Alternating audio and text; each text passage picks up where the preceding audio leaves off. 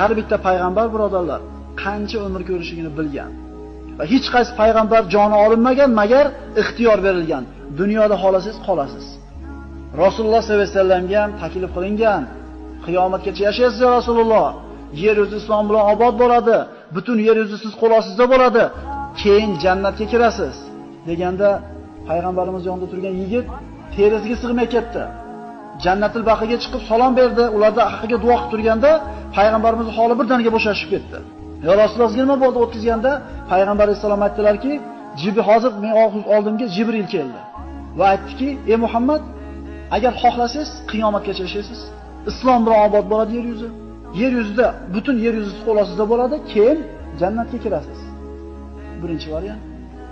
Yoki hozir vafot qilasiz, tezda vafot etolasiz, Parvardigorning huzuriga o'tasiz dedi. Haligi yonidagi yigit terisiga sig'may ketdi. Ya Rasululloh, bizni tanladingizmi? Biz bilan